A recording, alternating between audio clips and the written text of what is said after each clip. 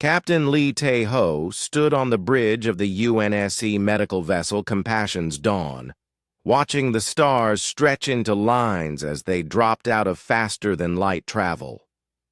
The Vega system appeared before them, but it looked nothing like the peaceful star charts showed. Instead of the usual shipping lanes and communication beacons, space was filled with debris from destroyed ships and the harsh glow of distant explosions. "Captain, we're receiving multiple distress signals," said Communications Officer Kim Dong-woo from his station. His young face was tight with concern as he monitored the channels. "Medical emergencies on at least 12 different ships and stations." Lee Tae-ho nodded grimly. The war between the Kethvar Empire and the smaller species had been raging for 2 years now, and the reports reaching Earth painted a picture of unprecedented brutality. The Kethvar seemed to take pleasure in destroying anything that stood in their way, whether military or civilian. "Dr. Park, are you ready?" the captain asked, turning to Chief Medical Officer Park So-min, who had just entered the bridge. Dr. Park was a small woman with steady hands and eyes that had seen too much suffering in her 30 years of medical service. She had volunteered for this mission despite knowing the dangers. "Medical Bay is fully stocked and ready, Captain. We have enough supplies to treat 500 critically wounded patients." The Compassion's Dawn was one of Earth's newest hospital ships, designed specifically for humanitarian missions in war zones. Unlike military vessels, it had no weapons, no armor, and no shields, except for basic asteroid protection. Instead, it carried advanced medical equipment, surgical theaters, and enough supplies to establish field hospitals on multiple worlds. "Sir, we're being scanned," reported scanner operator Yu Min-ji. "Multiple ships are detecting us, but no one is approaching." This was normal. Hospital ships were protected under galactic law, and even the most aggressive species usually respected. Medical vessels. The bright red crosses painted on the hull and the constant broadcast of their medical status on all frequencies made their purpose clear to anyone with basic sensors. Nurse Choi Ji-hai joined Dr. Park on the bridge, carrying a datapad with patient preparation lists. "Doctor, we've received preliminary casualty reports from the Valoran Medical Station. They're overwhelmed. Burns, radiation sickness, and trauma injuries from ship explosions." "How many?" Dr. Park asked. "Over 200 confirmed, with more coming in every hour." Captain Lee Tae-ho felt the familiar weight of responsibility settle on his shoulders. This was why Earth had decided to remain neutral in the galactic conflict. Humans were still newcomers to the galaxy, having made first contact only 50 years ago. While other species fought over territory and resources, Earth's government had chosen to focus on humanitarian aid and medical assistance. "Take us to the Valoran station, Mr. Kim," the captain ordered. "Standard approach, medical priority signals on all channels." The ship moved through the war zone with careful precision.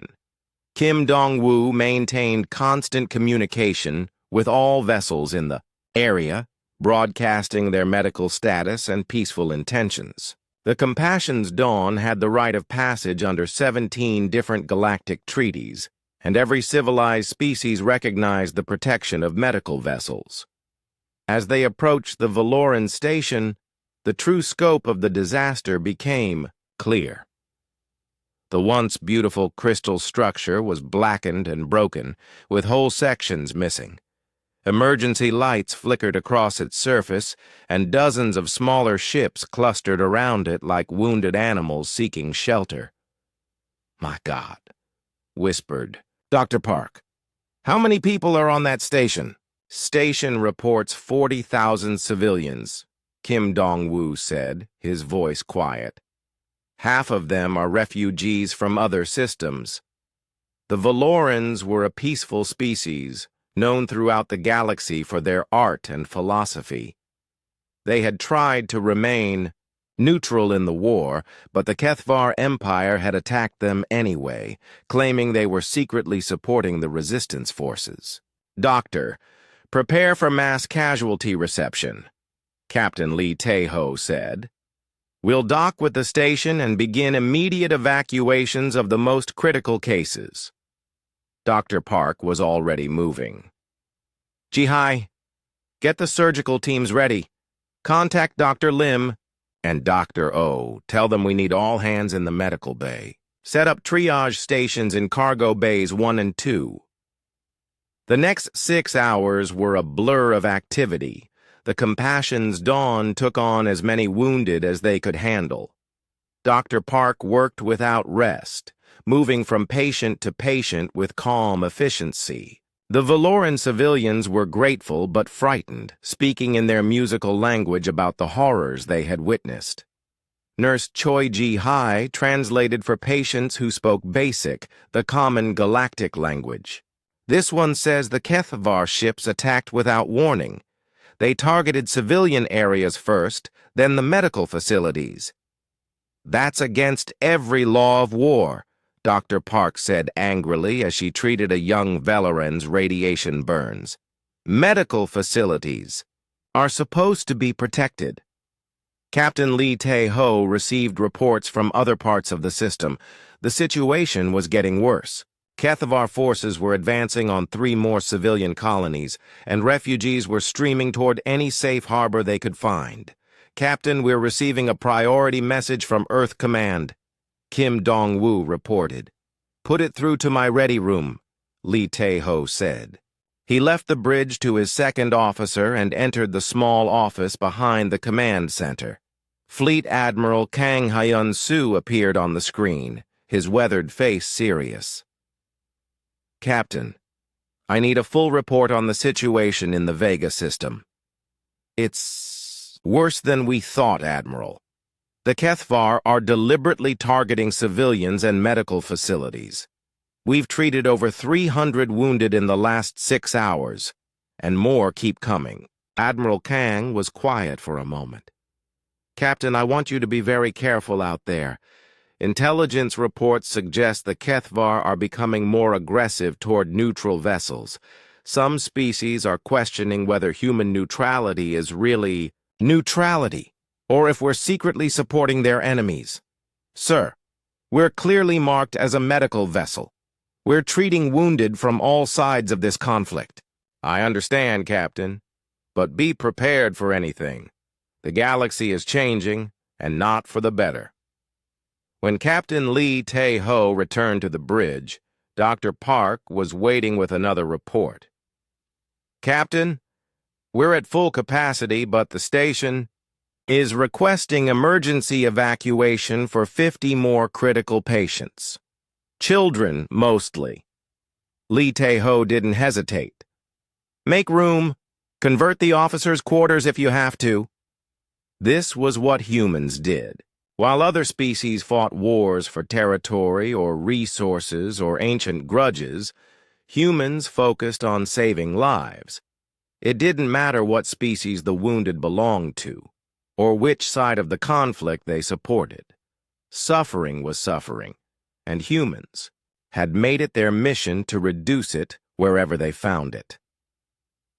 As the Compassion's Dawn prepared to leave the Valoran station with a full load of patients, scanner operator Yu Min-ji detected something troubling. "Captain, I'm reading Kethvar ship signatures approaching from the outer system. 3 vessels moving fast." "Are they responding to our medical broadcasts?" Captain Lee Tae-ho asked. Kim Dong-woo checked his communications. "No, sir. They're maintaining communication silence." Dr. Park looked up from her patient reports. "Captain, surely they won't interfere with a medical evacuation." Captain Lee Tae-ho wanted to agree, but Admiral Kang's warning echoed in his mind. The galaxy was changing, and the old rules might not apply anymore. Still, he had faith in galactic law and common decency. No civilized species would attack a hospital ship. Continue our course, he ordered. Maintain medical broadcasts on all frequencies. If they want to inspect us to verify our medical status, we'll comply fully. The Compassion's Dawn moved away from the damaged station, carrying 312 wounded beings toward the safety of human space. Captain Lee Tae-ho watched the approaching HFY ships and tried to convince himself that everything would be fine. Medical ships were sacred. Everyone knew that. Even in the worst wars, hospital ships were allowed to pass in peace. He had no way of knowing that he was about to discover just how wrong he was and how much the galaxy was about to change because of it. The HFY ships closed in on the Compassion's Dawn like predators stalking prey. Captain Lee Tae-ho watched the tactical display with growing unease as the three warships adjusted their course to intercept the hospital ship. Their aggressive approach pattern was nothing like the standard inspection procedures outlined in galactic law. "Mr. Kim, increase the power to our medical broadcasts," Captain Lee Tae-ho ordered. "I want them to know exactly what we are." Communications Officer Kim Dong-woo worked frantically at his station. "Broadcasting on all frequencies, Captain. Medical identification, patient manifest, crew roster, and neutral status confirmation. I'm also transmitting the Galactic Medical Protection Treaty in their own language." The lead HFY ship was a massive battlecruiser, twice the size of the hospital ship, and bristling with weapons.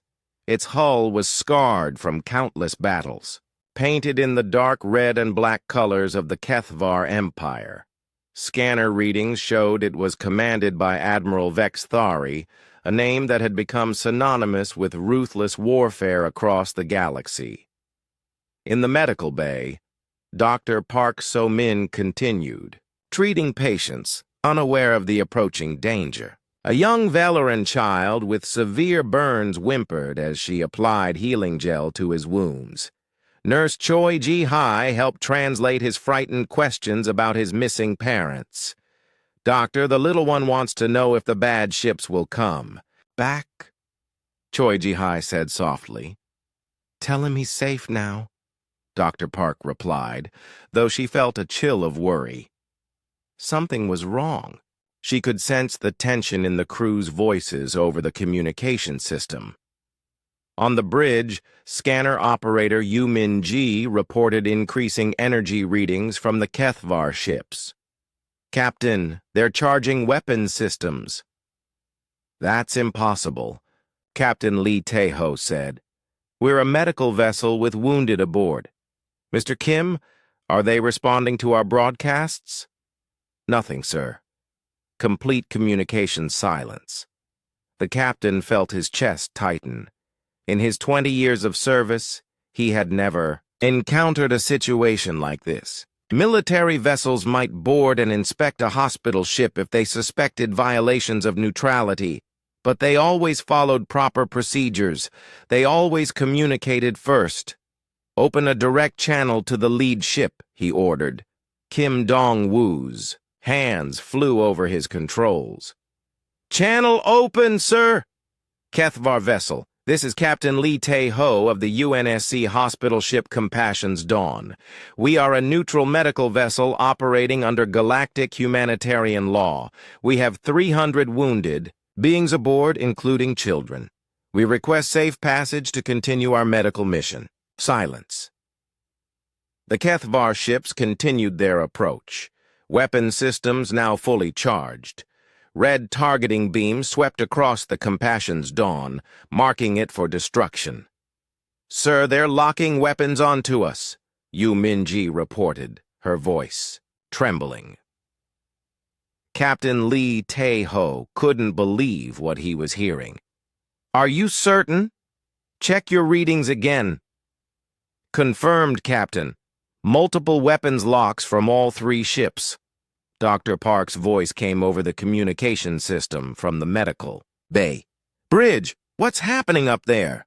The patients are getting scared."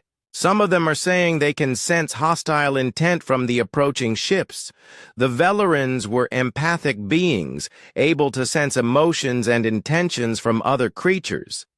If they were detecting hostility, it was real. Mr. Kim, try emergency. Medical priority channels. Alert all nearby vessels that we have wounded aboard and are under threat. Broadcasting now, sir. I'm also sending our medical logs and patient records to prove our status. The lead HFY ship moved to within weapons range. Its massive profile blocked out the stars as it positioned itself directly in front of the hospital ship.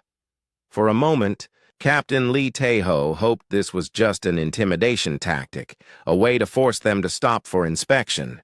Then Admiral Vexithari's voice crackled over the communication system, speaking in heavily accented basic. Human vessel, you have been found guilty of supporting enemies of the HFY Empire. Your neutrality is a lie. Prepare to be destroyed. Admiral, we are a medical ship.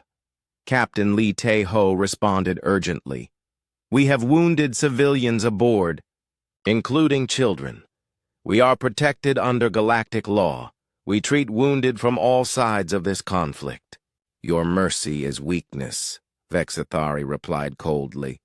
Your healing of our enemies makes you our enemy. There are no innocents in war. Sir, they're opening fire, Yu Minji screamed. The first blast hit the Compassion's Dawn amidships, tearing through the unarmored hull like paper. The ship shuddered violently, throwing everyone to the deck. Emergency alarms blared throughout the vessel as atmosphere began venting into space.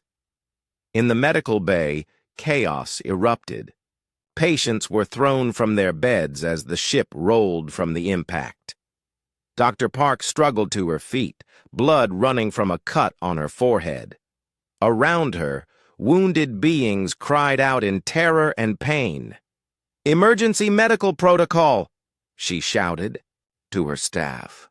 Secure all patients. Prepare for hull breaches.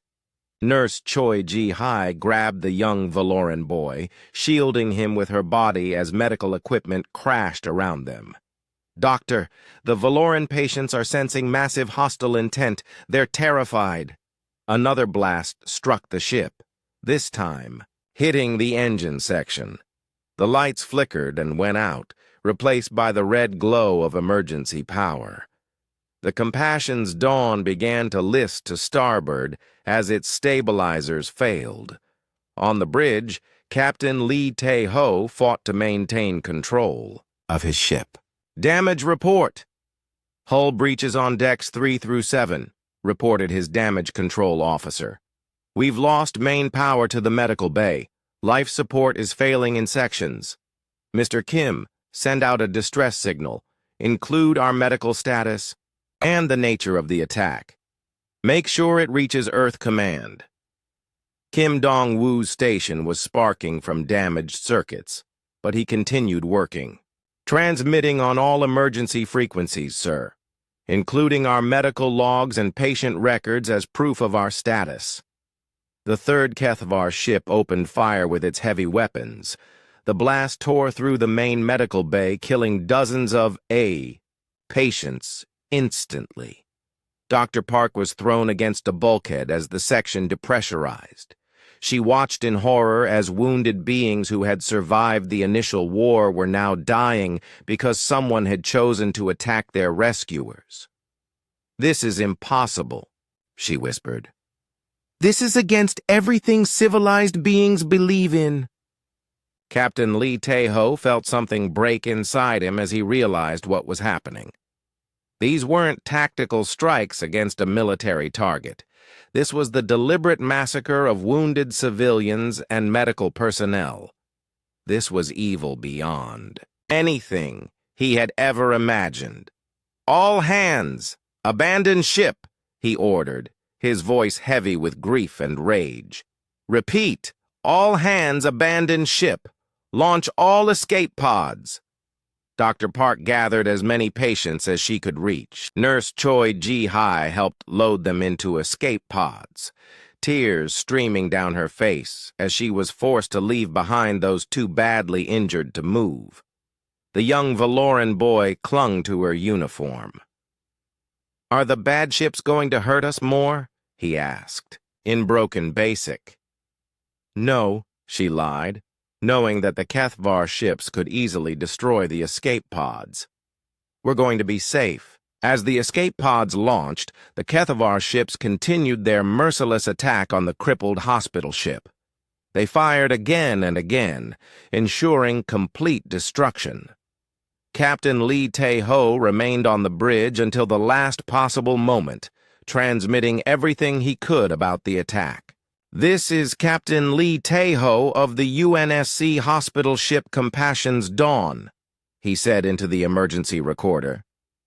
"We have been attacked without provocation by Kethvar forces while conducting a medical mission. 300 wounded civilians were aboard, including children. This attack violates every galactic law and treaty. We were clearly marked as a medical vessel. We were broadcasting our medical status. They attacked anyway." The bridge erupted in flames around him. As he stumbled toward the last escape pod, he made a promise that would echo across the galaxy. "This will not stand. They will answer for this." The Compassion's Dawn broke apart in a massive explosion, taking with it the last illusions about the nature of the Kethvar Empire. In the scattered escape pods, survivors watched their ship die and knew that something fundamental had changed in the galaxy. The age of human neutrality was over. What would replace it would shake the stars themselves. The news of the hospital ship's destruction spread across the galaxy faster than any ship could travel. Within hours, the emergency transmissions from Captain Lee Tae-ho and the Compassion's Dawn reached every major communication hub in civilized space. The reaction was immediate and unprecedented. On the Valoran homeworld, Ambassador Thesara stood before the emergency session of the Galactic Council, her usually calm demeanor shattered by grief and rage. The Valorans were empathic beings, and the emotional weight of the atrocity was almost unbearable for her species. "Honored members," she began, her musical voice trembling with barely controlled emotion. "We have just witnessed the most heinous violation of galactic law in recorded history. The deliberate destruction of a hospital ship, clearly marked and broadcasting medical status, with 300 wounded civilians aboard. The council chamber erupted in shocked voices from dozens of species. The tall insectoid Arcturus delegates clicked their mandibles in distress. The crystalline silicons pulsed with angry light patterns. Even the usually stoic Terranian representatives showed visible signs of outrage. Council leader Morthak, an ancient being whose species had helped write the original medical protection treaties, called for order. The evidence transmitted by the human vessel is clear and undeniable.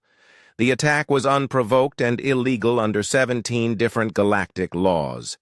The Kethvar representative, General Mordak, stood to defend his empire's actions. He was a massive being, over 7 feet, tall with scarred armor and cold, predatory eyes. "The human vessel was supporting our enemies. They were transporting enemy wounded, giving them aid and comfort. This makes them combatants." The chamber fell into stunned silence. Ambassador Thesara was the first to find her voice. "General Mordak, medical vessels are protected precisely because they treat all wounded, regardless of species or allegiance. This has been galactic law for over 1,000 years. "Your laws are weak," Mordak replied with contempt. "They protect those who should die. The Kethvar Empire recognizes no such protection for those who aid our enemies." The reaction to this statement was explosive. Representatives from dozens of species rose to their feet in protest. the chamber filled with angry voices in 100 different languages, all expressing the same sentiment. This was unacceptable. Dr. Zenthari, the renowned medical researcher from the Crystalline Consortium, activated her translation device. General Mordak, your empire has just declared that medical personnel and wounded beings have no protection in war. Do you understand what this means? You have abandoned civilization itself. We have embraced strength, Mordak replied coldly. Something the rest of you have forgotten. Meanwhile, in human space, the news reached Earth Command with devastating impact. Fleet Admiral Kang Hyun-soo stood in the communications center, reading the full report of the attack. Around him, his staff worked in stunned silence, trying to process the magnitude of what had happened. Communications Officer Major Park Jin-woo looked up from his console. Admiral, we're receiving messages from across the galaxy. Every major species has sent formal condolences and offers of support. Even species we've never had contact with are reaching out. Admiral Kang nodded grimly. The attack had accomplished something that decades of diplomacy could not. It had united the galaxy against a common enemy. But the price had been horrific. What about the survivors? He asked. 43 escape pods were recovered by Valoran rescue ships, Major Park reported. Captain Lee Tae-ho survived, along with Dr. Park So-min and several medical staff. But, sir, we lost over 250 civilians and medical personnel. The Admiral felt the weight of command settle on his shoulders like a physical burden. For 50 years, Earth had pursued a policy of peaceful neutrality, believing that their role in the galaxy was to heal rather than fight. Now that policy lay in ruins along with the Compassion's dawn.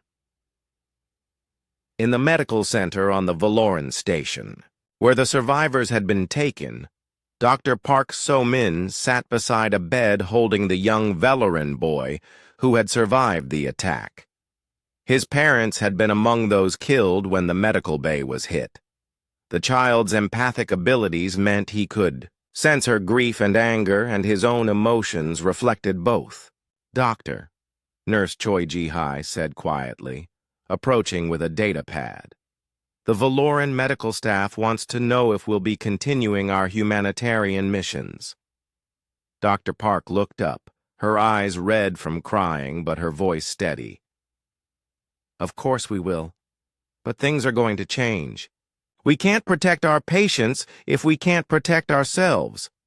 Captain Lee Tae-ho, despite his injuries from the attack, was in constant communication with Earth Command.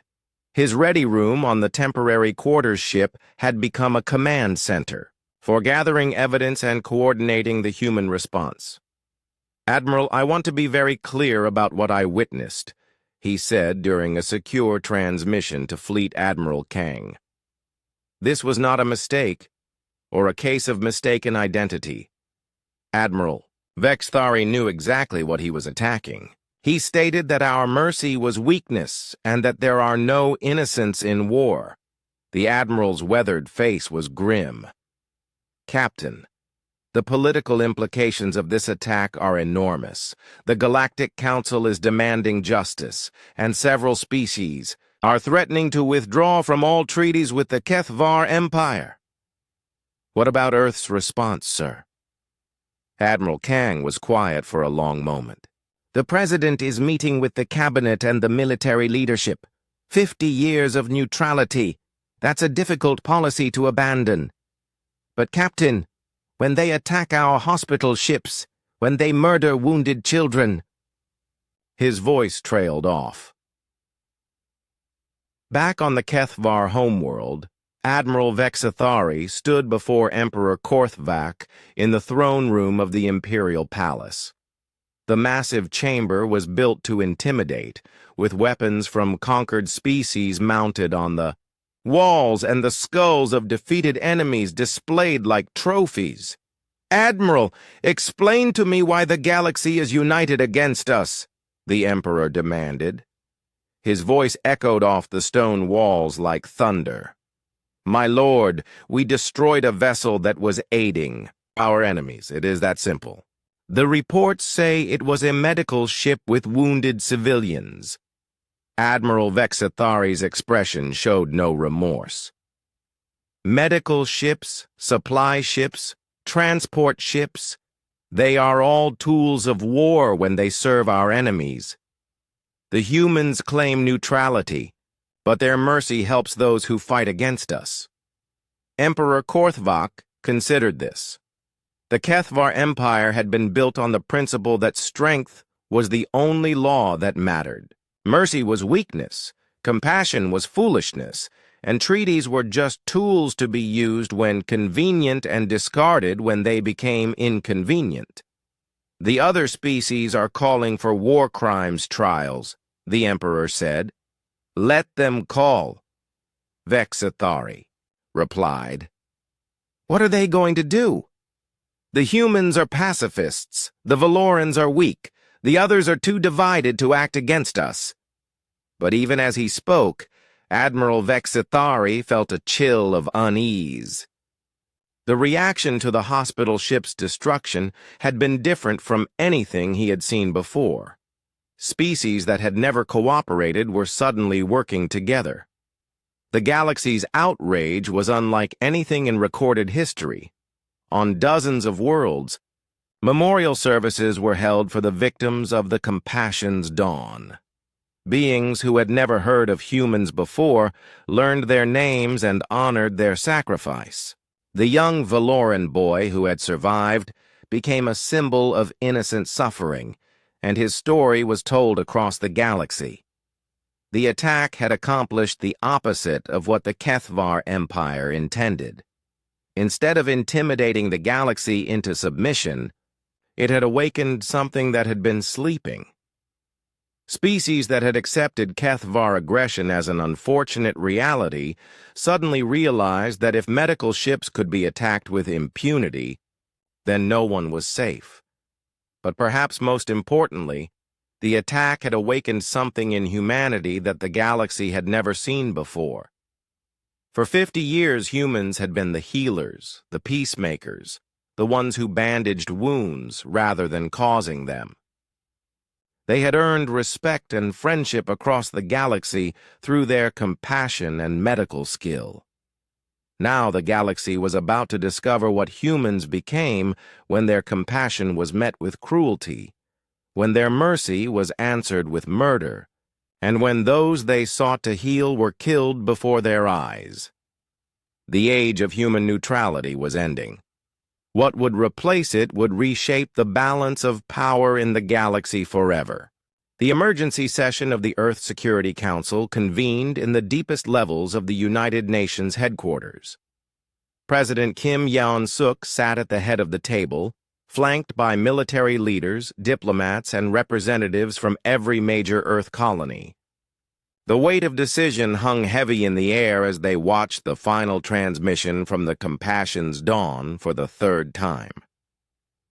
312 beings, said Secretary of Defense General Won Tae-min, his voice thick with emotion. Children, doctors, nurses, refugees who had already suffered enough. Murdered while under our protection. Fleet Admiral Kang Hyun-soo leaned forward, his hands clasped tightly. Madam President, for 50 years we've maintained neutrality by believing that all species shared certain basic principles, that medical personnel were sacred, that wounded civilians deserved protection, that some things were beyond the bounds of civilized warfare.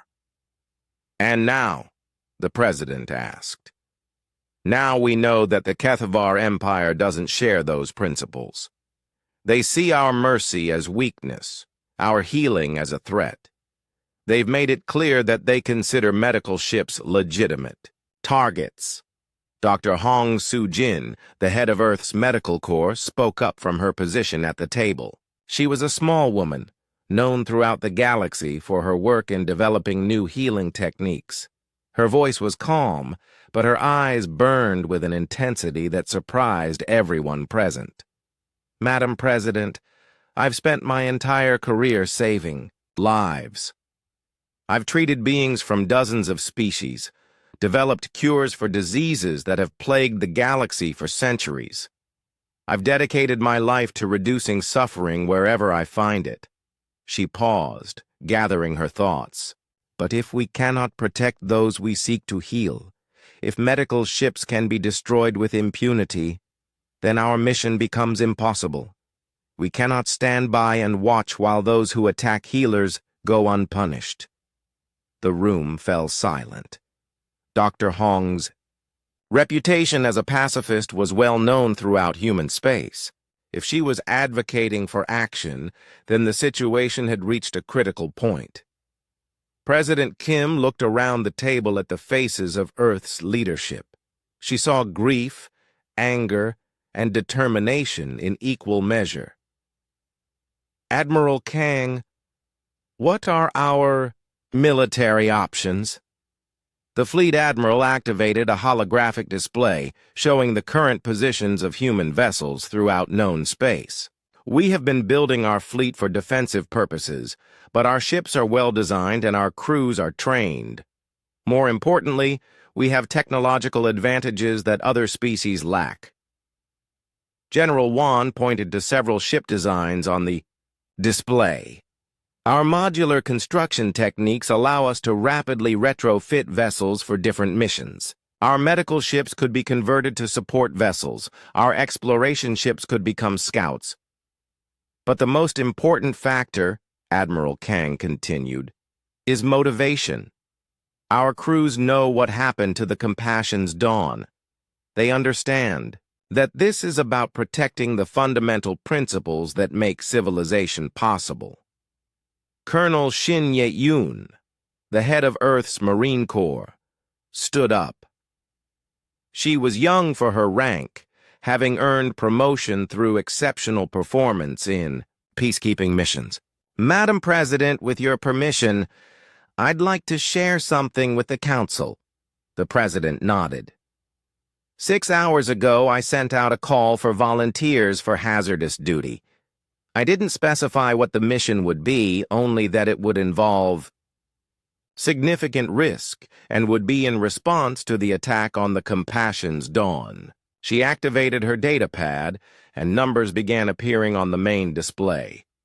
In 6 hours, I received volunteer applications from every Marine unit in human space. 100% volunteer rate, not just the young soldiers looking for glory. Senior officers, medical personnel, engineers, even retired veterans asking to be recalled to active duty. The numbers continued to climb on the display. The Navy reports similar results. Commander Yoon Jae-sung of the battlecruiser Righteous Fury submitted a formal request to lead the first strike mission. His entire crew signed the request with him. President Kim felt a chill run down her spine. In 50 years of human expansion into space, they had never seen this level of unity and determination. The attack on the hospital ship had awakened something primal in the human spirit. "What about public opinion?" she asked. Communications. Director Lee Min-ho activated another display showing news feeds from across human space. "Madam President, the reaction has been unprecedented. Anti-war protests that have been ongoing for decades have completely disappeared. Instead, we're seeing massive demonstrations demanding action against the Kethvar Empire." The display showed crowds in the millions on dozens of worlds, all carrying signs with the same message, "Never again." Images of the young Valoran boy who had survived the attack were displayed alongside photos of the human medical staff who had died protecting him. "The galactic response has been equally strong," said Foreign Minister Park Hye-jin. 17 species have offered military support if we decide to take action. The Valoran Council has formally requested that we lead a coalition to hold the Kethvar Empire accountable for war crimes. Engineer Nam Ki-young, who had been quietly working on his data pad, looked up from his calculations. Madam President, if we're going to do this, we need to do it right. I've been working with the design teams on rapid ship modifications. We can have the first combat fleets ready within 2 weeks. What kind of modifications? General Wan asked. Nam. Ki-young's eyes lit up with the intensity that engineers got when discussing technical problems. Our medical ships are built with the most advanced life support and damage control systems in the galaxy. Those same systems can be adapted for military use. Our exploration vessels have sensor arrays that can outperform most military scouts. Our cargo ships can be converted into troop transports or supply vessels. He activated a new set of ship designs on the holographic display. But most importantly, we've been developing new technologies for peaceful purposes that can be adapted for military use. Medical scanners that can detect life signs through ship hulls. Surgical lasers that can be modified into precision weapons. Shield technologies designed to protect against cosmic radiation that can deflect energy weapons. Admiral Kang studied the designs with growing interest. These modifications would give us significant advantages in any conflict. More than that, Nam Ki-young continued excitedly, the Kethvar Empire relies on brute force and intimidation. They use massive ships with heavy weapons to overwhelm their enemies, but they're not innovative. Their technology hasn't advanced significantly in decades. What are you proposing? President Kim asked. We use our technological advantages and our understanding of their weaknesses to hit them where they don't expect it. Fast strikes, precision attacks, and above all, we protect every medical facility and hospital ship in the galaxy. We make it clear that attacking healers brings consequences. Dr. Hong Soo-jin leaned forward. I want to propose something as well. If we're going to take military action, I want medical personnel embedded with every combat unit. I want the galaxy to see that even in war, humans protect life. We show them the difference between us and the Kethvar. The president looked around the table one more time. The decision before her would change the course of human history and potentially reshape the galaxy. For 50 years, Earth had been the peaceful newcomers, the healers and mediators. Now they were being forced to become something else. Admiral Kang, prepare the fleet for offensive operations. Dr. Hong, begin training combat medics for attachment to military units. Engineer Nam, I want those ship modifications completed as quickly as possible. She stood up, and the entire room rose with her. Ladies and gentlemen, the Kethvar Empire has made the mistake of believing that our compassion makes us weak. They've confused our desire for peace with an inability to fight. They attacked our healers and murdered our patients. Her voice carried the weight of absolute conviction. They're about to learn that there is nothing more dangerous than humans who are fighting to protect those who cannot protect themselves. The age of our neutrality is over. We will show the galaxy what humans become when our mercy is answered with murder.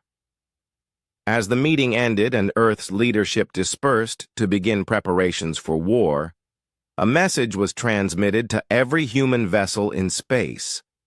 It was simple and direct. Remember the compassion's dawn. Protect the healers. Justice will be served. The sleeping giant had awakened, and the galaxy would never be the same.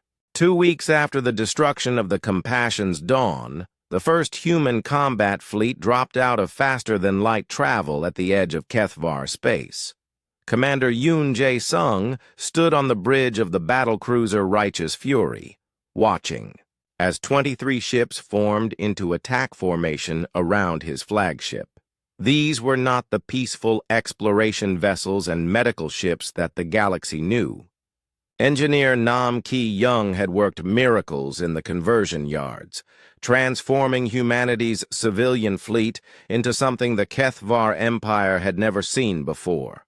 Sleek, fast and bristling with weapons that had been medical instruments just days before. "Sir, we're receiving the all-clear from the fleet," reported Communications Officer Ko Sung-ho. "All ships report ready for combat operations." Commander Yoon nodded, feeling the weight of history on his shoulders. He was leading humanity's first military offensive in 50 years, and the target was the species that had murdered wounded children under his people's protection. "Tactical, what do we have on sensors?" Lieutenant Bae Min-ho, the young Marine who had requested transfer to ship duty for this mission, studied his display carefully. "Sir, we're detecting a Kethvar patrol squadron, 3 heavy cruisers, and 6 destroyer escorts. They're following standard patrol patterns and don't appear to have detected us yet." "Perfect," Commander Yoon said with grim satisfaction. "Just like the intelligence report said, they're overconfident and predictable. The human fleet had advantages that the Kethvar Empire couldn't imagine. Their ships were smaller and faster, built for exploration rather than intimidation.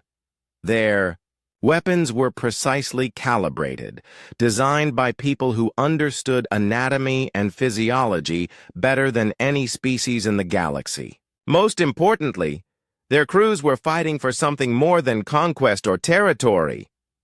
"Sir, incoming transmission from Admiral Kang," Ko Sung-ho reported. The holographic display activated, showing Fleet Admiral Kang Hyun-soo in the command center back on Earth. "Commander Yoon, you are authorized to begin Operation Healing Hand. Remember, our objective is to send a message that attacking medical personnel has consequences. Make it clear." "Understood, Admiral. We'll make them remember the compassion's dawn." Commander Yoon turned to his tactical officer. "Mr. Bae, launch the reconnaissance drones. I want a complete picture of their formation before we engage." The small, nearly invisible drones shot out from the human ships, using sensor technology originally designed to locate wounded survivors in disaster zones. Within minutes, they had complete data on the Kethvar patrol, including ship specifications, crew numbers, and weapon capabilities. "Sir, the lead cruiser is the Blood Talon, commanded by Captain Vorthak," Lieutenant Bae reported.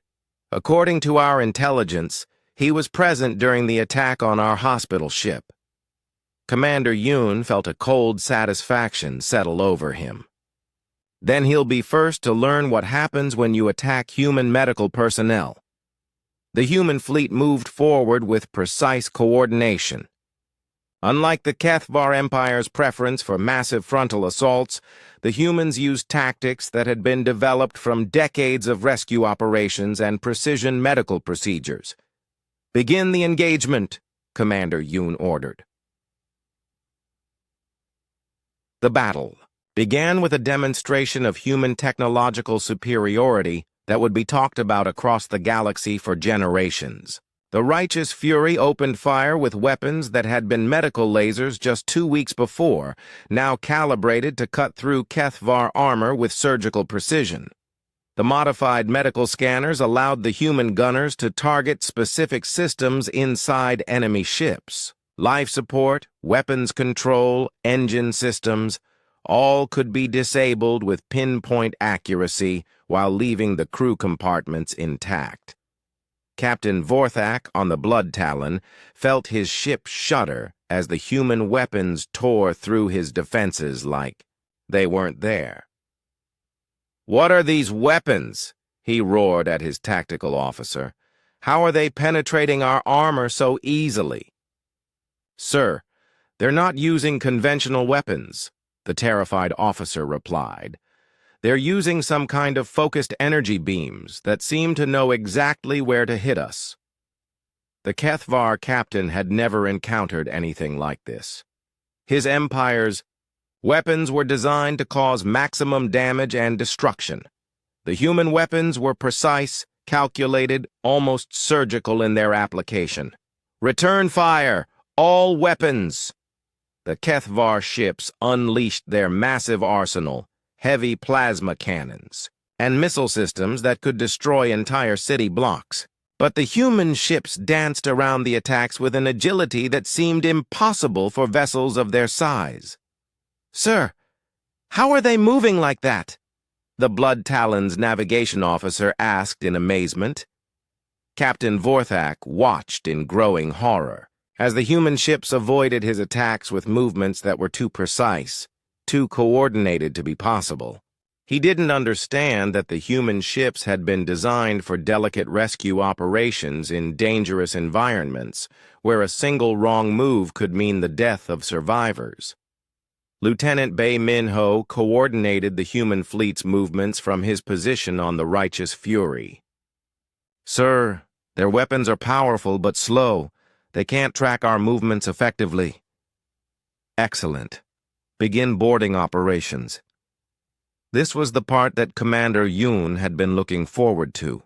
The human boarding parties launched from specially modified medical transport pods, using insertion techniques that had been developed for emergency medical evacuations. The Kethvar crews found themselves facing human marines who moved through their ships like they had studied the blueprints for years. Every corridor, every junction, every critical system seemed to be exactly where the humans expected it to be. Lieutenant Commander Song Mi-young led the boarding party onto the Blood Talon, her team moving with the precision of a surgical strike force. They had trained for this mission by studying captured Kethvar vessels and analyzing every detail of their construction. Team Alpha, secure the bridge. Team Beta, disable weapons control. Team Gamma, medical bay and detention areas. Remember, we're here to capture, not kill. We want prisoners who can tell the galaxy what happened to our hospital ship. The Kethvar warriors were larger and stronger than humans, but they had never faced enemies who fought with such calculated precision. The humans used non-lethal weapons, where possible, stunning rather than killing, disabling rather than destroying. Captain Vorthak found himself face-to-face with Lieutenant Commander Song, her weapon trained on him with unwavering accuracy. "Captain, you are under arrest for war crimes related to the attack on the UNSC hospital ship Compassion's Dawn." "You cannot arrest me," he snarled. "I am a warrior of the Kethvar Empire." "You are a murderer of wounded children," Song replied, coldly. "And you're going to face justice for it." Within 3 hours, the entire Kethvar patrol squadron had been captured or destroyed. Not a single human ship had been lost, and casualties were minimal. The demonstration of human military capability sent shockwaves through the galaxy, but more importantly, the humans had shown something that no one expected: their precision, their discipline, their ability to disable rather than destroy when possible. This was not the random violence that the galaxy associated with warfare. This was something new. Commander Yoon stood on the bridge of the captured Blood Talon, watching as human medical teams treated wounded Kethvar prisoners with the same care they would show their own people. Dr. Choi Min-jae, one of the combat medics Dr. Hong had trained, worked to save the life of a Kethvar warrior who had been injured in the battle. "Commander," Lieutenant Bei reported, "we're receiving communications from across the sector. Word of the battle is spreading fast." "What's the reaction?" "Mixed, sir. The civilized species are celebrating our victory, but the Kethvar Empire is calling for massive retaliation. They're saying we've declared war on them." Commander Yoon looked out at the stars, thinking of the young Valoran boy who had survived the hospital ship attack, and the human medical staff who had died protecting him. "Mr. Bei, send a message to Admiral Kang. Tell him that Operation Healing Hand was a complete success, and tell him that we're ready for whatever the Kethvar Empire wants to throw at us." He paused, watching Dr. Choi work to save the life of an enemy soldier. Also tell him that the galaxy is learning the difference between human warfare and Kethvar brutality. We fight to protect. They fight to destroy. The galaxy will choose which side it wants to support. As news of the human victory spread across the galaxy, species that had lived in fear of Kethvar aggression began to hope that things might finally change. The humans had shown that the Kethvar Empire could be beaten, and more importantly, they had shown that it was possible to fight a war while maintaining moral principles. The sleeping giant was fully awake now, and it was nothing like what the Kethvar Empire had expected. Emperor Korthvok stood in his war room, staring at the tactical display that showed the systematic dismantling of his empire. Red markers indicated lost systems, captured fleets, and successful human operations. In just 6 weeks, the humans had accomplished what no enemy had ever managed. They were winning. "How is this possible?" the Emperor demanded, his massive fist crushing the datapad in his hand. "We are the Kethvar Empire. We have conquered dozens of species. How can these newcomers be defeating us?" Admiral Vexathari, the architect of the hospital ship attack, stood at attention before his emperor. His scarred face showed none of the confidence that had marked his earlier victories. "My lord, the humans fight unlike any enemy we have ever faced. They use precision where we use power. They capture where we destroy. They heal even their enemies." "Weakness," the Emperor roared. "You're telling me that their mercy is defeating our strength? No, my lord. Their mercy is winning them allies while their strength defeats our forces." The truth was becoming impossible to ignore. Every system the humans liberated from Kethvar control immediately joined their cause. Species that had been enslaved or conquered by the Empire were rising up with human support. The galaxy was uniting against the Kethvar in a way that had never happened before. On the bridge of the human flagship Justice's Edge, Captain Lee Taeho coordinated the liberation of the Altarian system. The former hospital ship captain had been given command of the largest human fleet ever assembled, and he carried out his duties with the calm precision that had made him an excellent medical vessel commander. "Sir, the Altarian resistance is confirming that all Kethvar ground forces have surrendered," reported his new communications officer, Ensign Lim Da-un. "They're requesting immediate medical assistance for prisoners and civilians. Deploy." "Medical teams immediately," Captain Lee ordered. "Dr. Park, are your people ready?" Dr. Park So-min, now serving as Fleet Medical Director, nodded from her position on the bridge. "Medical shuttles are launching now. We'll have field hospitals set up within the hour." This was how the humans fought their war. Every liberated system received immediate humanitarian aid. Every captured enemy soldier received medical treatment. Every civilian population was protected and cared for, regardless of their species or previous allegiance.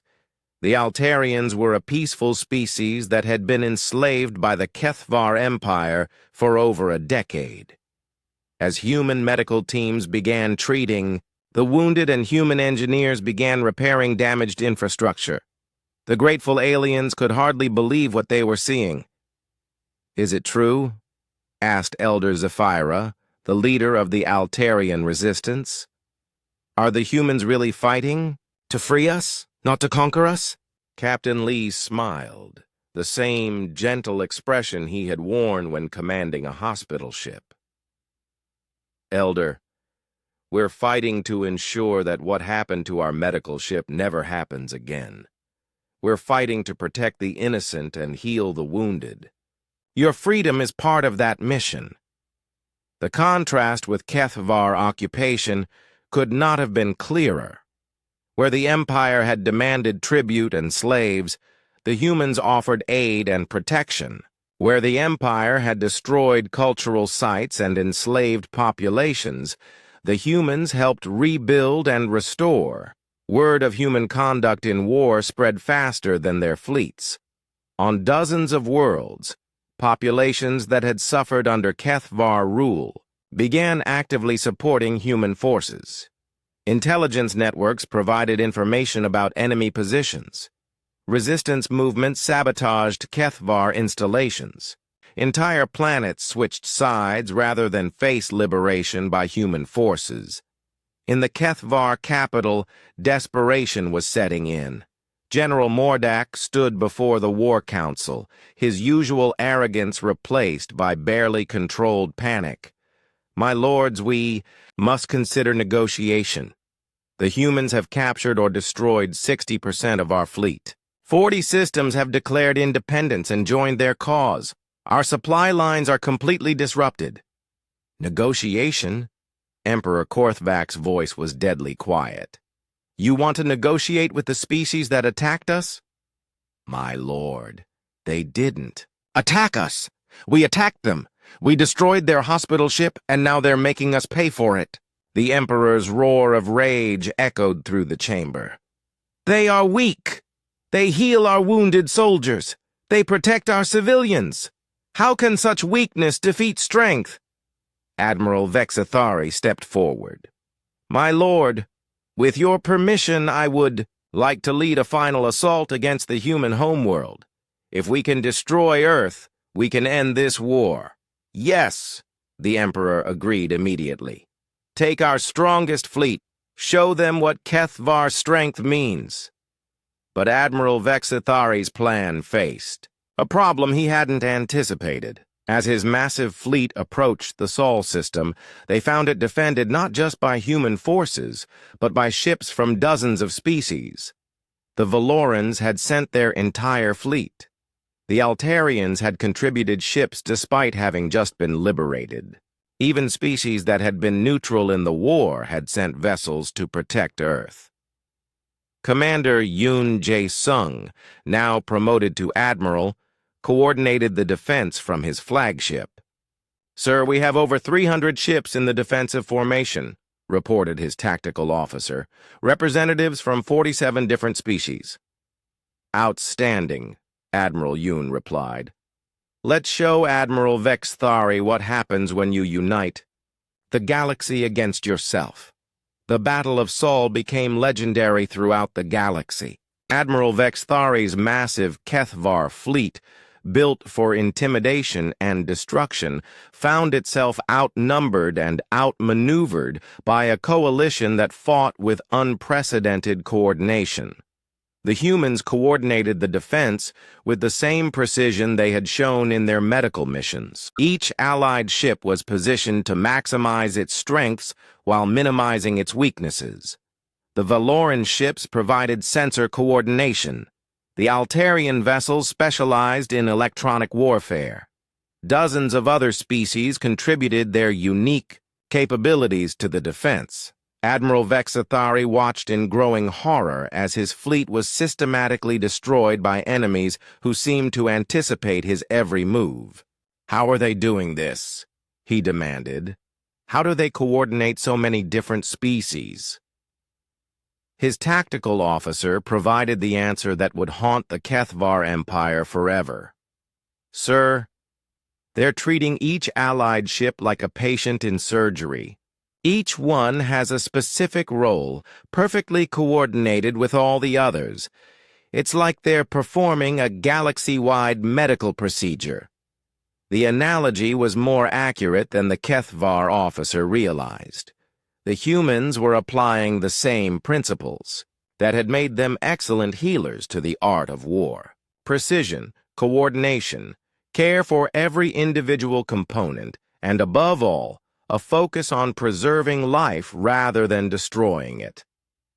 When Admiral Vexathari's flagship was finally surrounded and disabled, he found himself facing Captain Lee Tae-ho in the ship's war room. The human captain looked at the alien admiral with the same calm expression he had worn when treating patients. "Admiral Vexthari," Captain Lee said quietly. "You are under arrest for war crimes, specifically the unprovoked attack on a medical vessel and the murder of wounded civilians." "You cannot judge me," Vexithari snarled. "I am a warrior of the Kethvar Empire." "You are a war criminal," Captain Lee replied. "And you're going to face justice for what you did to those children, those doctors, those wounded beings who trusted us to protect them." The defeat of Admiral Vexthari's fleet marked the effective end of the Kethvar Empire as a military force. Their remaining ships scattered to defensive positions, their subject species declared independence en masse, and their government began frantically seeking terms for surrender. Dr. Park So-min stood in the medical bay of the captured Kethvar flagship, treating wounded enemy soldiers with the same care she had always shown. A young Kethvar warrior, barely more than a child, looked up at her with confusion and fear. "Why are you helping me?" he asked in broken basic. "We are enemies." Dr. Park smiled, the same gentle expression she had worn when treating the young Velaran boy on the Compassion's dawn. "Because healing is what we do. It's who we are. Your leaders forgot that some things are sacred, but that doesn't mean we will." As news of the Battle of Sol spread across the galaxy, the last resistance to human leadership of the anti-Kethvar coalition collapsed. Species that had remained neutral now openly supported the humans. The Kethvar Empire's centuries of dominance, through fear and brutality, had been shattered by a species that conquered through healing and protection. The galaxy was learning a lesson that would reshape interstellar politics forever. True strength came not from the ability to destroy, but from the willingness to protect. And no species in the galaxy was better at protection than the humans who had learned to fight like they healed, with precision, dedication, and an absolute refusal to abandon those in their care. The final battle of the war began at dawn over Kethvar Prime, the Empire's homeworld. 3 massive fleets faced each other in the space above the planet that had been the source of galactic suffering for over 2 centuries. Admiral Yoon Jae-sung commanded the human coalition forces from his flagship Final Justice, while the desperate remnants of the Kethvar military made their last stand under General Mordak. "Sir, sensors are detecting the entire remaining Kethvar fleet," reported Scanner Operator Chief Petty Officer Young Ho-seok. 237 ships, including their super dreadnought Empire's Wrath. Admiral Yoon studied the tactical display with the calm focus that had made him legendary throughout the galaxy.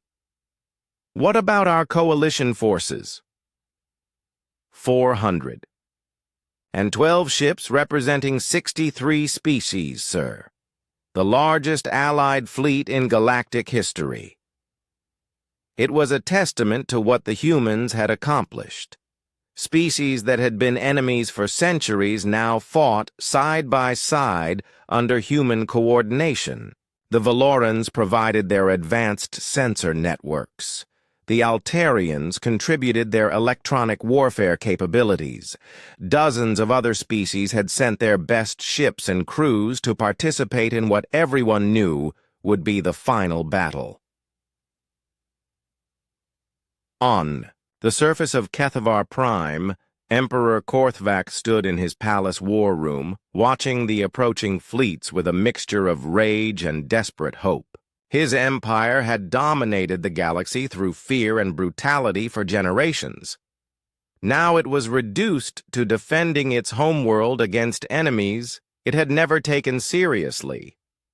"General Mordak," the Emperor commanded, "this is our final opportunity to prove Kethvar superiority. Show them what real warriors can accomplish when fighting for their homeland." General Mordak, the same officer who had dismissed the hospital ship attack as acceptable casualties, stood at attention, but his usual arrogance was gone, replaced by the hollow look of a being who had finally understood the magnitude of his species' mistake. "My lord, the humans have changed everything. They don't fight like any enemy we've faced. They've turned our strength against us by making us appear as the monsters we perhaps are." "Monsters?" the Emperor roared. "We are conquerors. We are the strong who rule the weak." "And they are the healers who protect the innocent," General Mordak replied quietly. "The galaxy has chosen which it prefers." The battle began with a demonstration of just how much the war had changed since the destruction of the Compassion's dawn.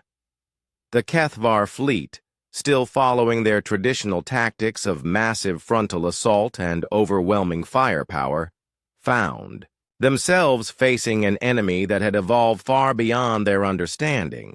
Admiral Yoon's coalition forces moved with the coordination of a surgical team. Each ship had a specific role, each squadron a precise objective.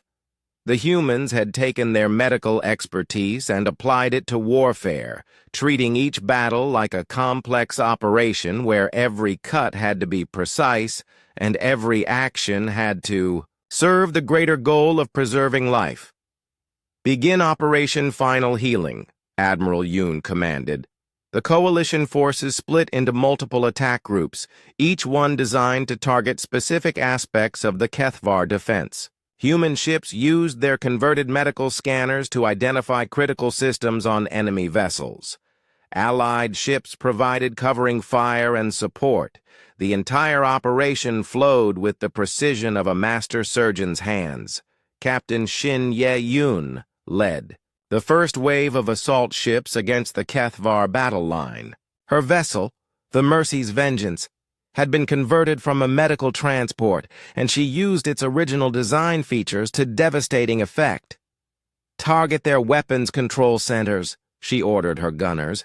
"Disable, don't destroy. We want prisoners who can testify about their war crimes." The modified medical lasers cut through Kethvar armor with surgical precision, disabling ship systems while leaving crew compartments intact. It was a level of accuracy that the Kethvar Empire's crude weapons could never match. On the Kethvar flagship Empire's Wrath, General Mordak watched his fleet being systematically dismantled with growing horror. How are they doing this? How can they target our systems so precisely?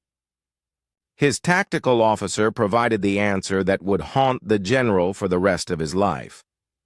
"Sir, they're using medical scanning technology. They can see inside our ships like doctors looking inside a patient. They know exactly where to cut." The irony was not lost on General Mordak. The species his empire had dismissed as weak healers was defeating them using healing technology adapted for war. The Kethvar had attacked a hospital ship, and now hospital ship technology was destroying their fleet. As the battle raged above Kethvar Prime, Lieutenant Bae Min-ho led a boarding party onto one of the captured enemy vessels. The young Marine, who had volunteered for hazardous duty after the hospital ship attack, now commanded a full company of soldiers who shared his dedication to justice. "Remember," he told his troops as they prepared to board the Kethvar cruiser, "we're here to capture war criminals, not to commit atrocities ourselves. We're better than they are, and we're going to prove it." The boarding action that followed became a textbook example of precision military operations. The human Marines moved through the enemy ship with the same careful coordination their medical teams used in field hospitals. Every corridor was cleared methodically, every enemy soldier was offered the chance to surrender, and every wounded Kethvar was treated with the same care that would be given to human casualties. The Kethvar warriors had never faced enemies who fought with such disciplined restraint. They were used to battles where strength determined victory, where the brutal survived and the weak perished. The humans showed them something completely different, the possibility of victory without becoming monsters.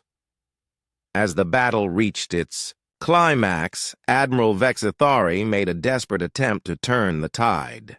The architect of the hospital ship attack had escaped from human custody during a prisoner transfer and now commanded a small squadron of the most fanatical Kethvar loyalists. "All ships, target the human medical vessels," he ordered. "If we can destroy their healers, we can break their spirit." But Admiral Vexithari discovered that attacking human medical personnel was no longer possible. Every hospital ship and medical transport was surrounded by protective escorts from dozens of species. The galaxy had learned from the Compassion's Dawn disaster, and medical vessels were now the most heavily protected ships in any fleet. "Sir, we can't get through the escort screen," reported his tactical officer. "The medical ships are completely protected. Then we'll destroy the escorts too."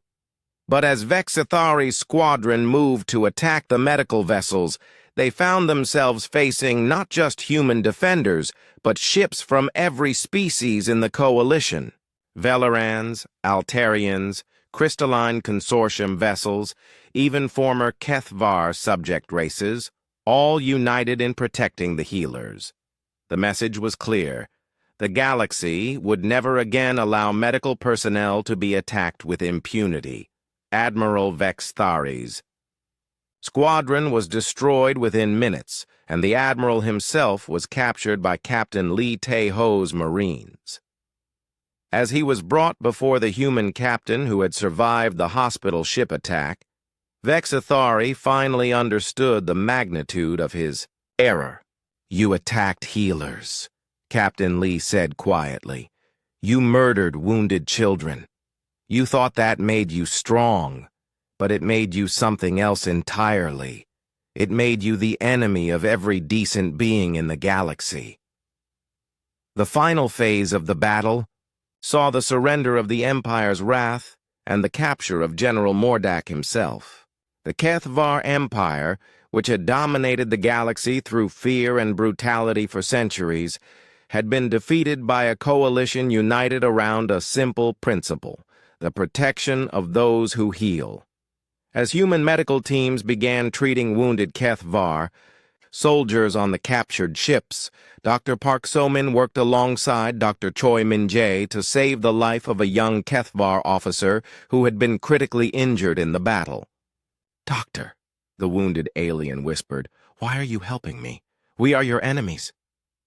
Dr. Park looked down at him with the same gentle expression she had worn when treating patients on the Compassion's Dawn. "Because this is what we do. This is who we are. Your leaders forgot that some things are sacred, but we never will." The young Kethvar closed his eyes, tears streaming down his face. "We were wrong. We were so very wrong." As news of the victory spread across the galaxy, celebrations erupted on thousands of worlds. But on the human ships, the mood was more subdued. They had won the war, but they had not forgotten why it started. The memory of the Compassion's Dawn and its murdered patients would forever remind them of the price of allowing evil to go unchallenged. Admiral Yoon stood on the bridge of the Final Justice, looking down at the surface of Kethvar Prime, where surrender ceremonies were already beginning. "Communications, send a message to Fleet Admiral Kang on Earth." "Ready to transmit, sir." "Tell him that justice has been served for the Compassion's Dawn. The galaxy is safe for healers again. And tell him that we're ready to come home and get back to the work of saving lives instead of taking them." As the human fleet prepared to begin the long journey home, they left behind a galaxy that had been forever changed. The age of conquest through brutality was ending, replaced by a new era where those who protected and healed would be the ones who led. 6 months after the surrender of the Kethvar Empire, Captain Lee Tae-ho stood in the Grand Assembly Hall of the new Galactic Medical Protection Council on the neutral world of Haven's Rest. The building had been constructed from materials donated by every member species, a symbol of unity that had emerged from tragedy. Before him, representatives from 147 different species gathered to sign the most important treaty in galactic history, the Galactic Medical Protection. Accord would ensure that what happened to the Compassion's Dawn could never happen again. Today, Captain Lee began, his voice carrying to every corner of the vast hall, we gather not as conquerors and conquered, but as beings united by a common principle that those who heal must be protected and those who harm healers must face justice. The audience included many faces that had become familiar during the war.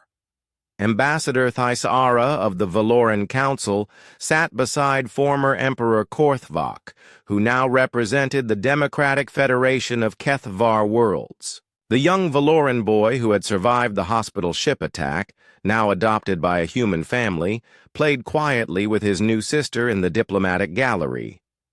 Dr. Park So-min, now serving as the first Director General of Galactic Medical Services, stood to address the assembly. 6 months ago, we learned the cost of allowing medical personnel to be targeted in warfare. Today, we establish protections that will ensure such a tragedy never occurs again. The provisions of the Accord were comprehensive and unprecedented. Medical vessels of any species would be granted automatic safe passage through all territories. Attacks on medical personnel would be considered crimes against all galactic civilization. Most importantly, a joint fleet of medical protection vessels would be established, commanded by humans, but crewed by volunteers from every member species. Admiral Kang Hyun-soo, now serving as Supreme Commander of Galactic Defense Forces, outlined the enforcement mechanisms. Any species that attacks medical personnel or facilities will face immediate intervention by the combined forces of this alliance. We have learned that protecting healers requires both strong laws and the strength to enforce them. But perhaps the most significant change was in the Kethvar worlds themselves. The former empire had been reorganized into a democratic federation, with human advisors helping to establish new institutions based on protection rather than domination. Dr. Hong Soo-jin, who had developed the combat medical protocols that proved so effective during the war, now oversaw medical education programs throughout former Kethvar space. We're teaching an entire generation that strength comes from the ability to heal, not the power to destroy, she reported to the assembly. The transformation of Kethvar society had been remarkable. Young Kethvar, who had been raised to believe that might made right, were now learning medicine, engineering, and the arts of peace. The warrior culture that had terrorized the galaxy for centuries was being replaced by a society that valued protection and healing. Commander Yoon Jae-sung, now Admiral of the 1st Medical Protection Fleet, stood before a holographic display showing the new galactic order. Our patrol routes cover every major shipping lane and conflict zone. Medical vessels now travel under the protection of the largest peacekeeping force in galactic history. The irony was not lost on the assembled representatives. The humans, who had been the galaxy's healers and peacekeepers for 50 years, had become its most effective military force by applying their medical expertise to warfare.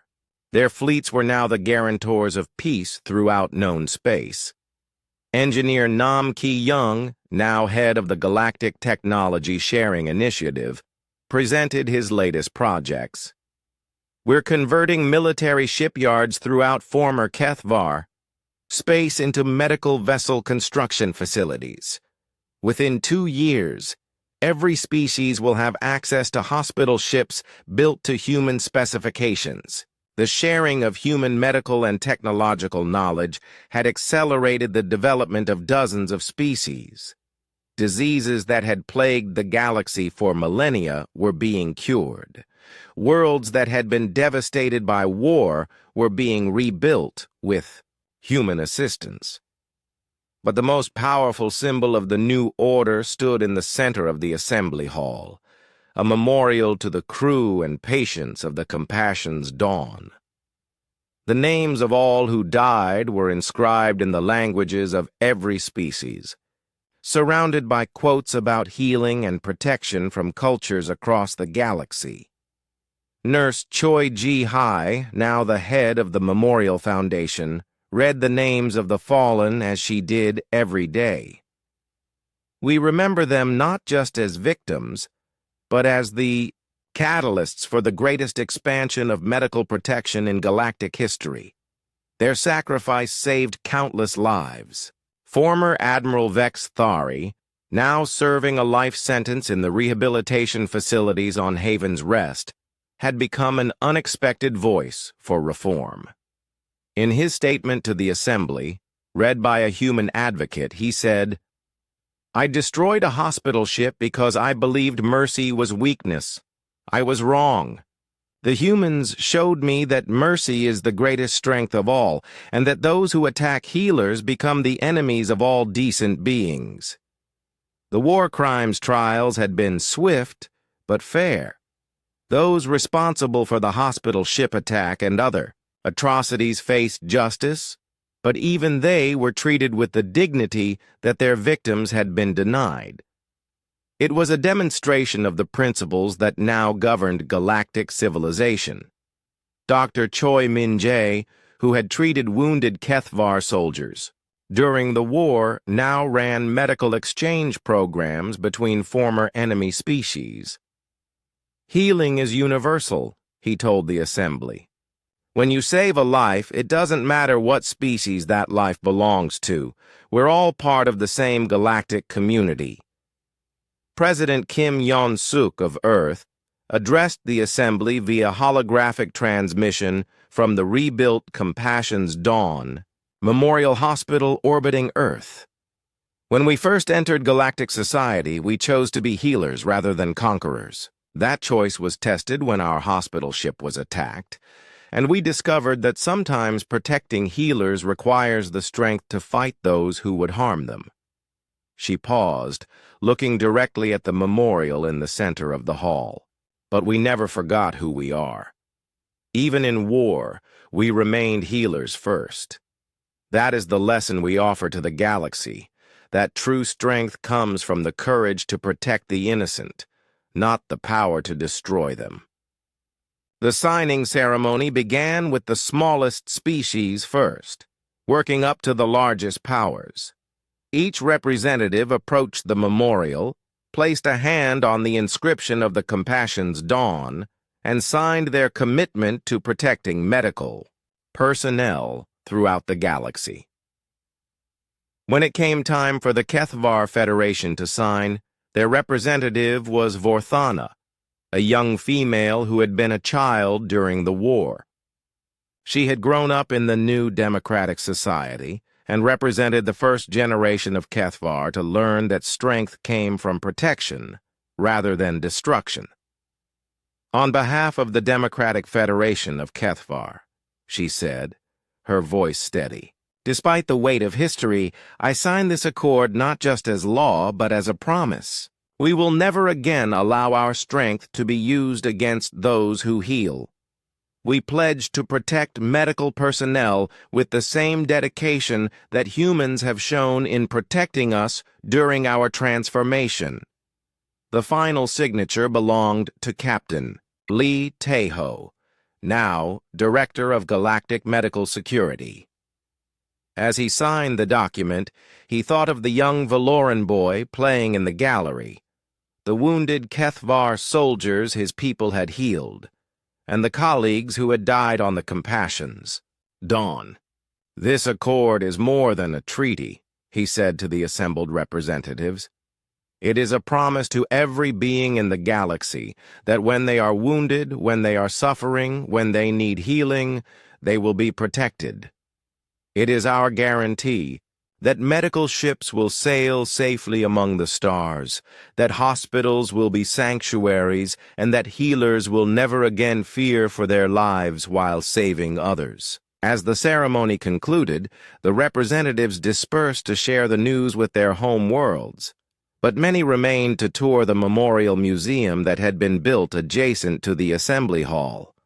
The museum told the story of the war through the eyes of those who had lived it. Interactive displays showed the precision of human military tactics, the coordination of the Galactic Coalition, and the transformation of the HFY worlds. But the central exhibit remained the recreation of the Compassion's Dawn's medical bay, exactly as it had been on the day of the attack. Visitors could walk through the corridors where Dr. Park and Nurse Choi had worked to save lives. They could see the patient beds where wounded beings from dozens of species had been treated with equal care. They could understand viscerally what had been lost when the ship was destroyed. The young Valoran boy, now named Jin Ho after his adoptive human father, often visited the memorial with school groups. His empathic abilities allowed him to sense the emotions of other visitors, their grief for the lost, their determination to prevent such tragedies in the future, and their hope for a galaxy where healers were always protected. "Do you remember the attack?" children often asked him. "I remember being scared," Jin-Ho would reply. "But I also remember Dr. Park and Nurse Choi protecting me.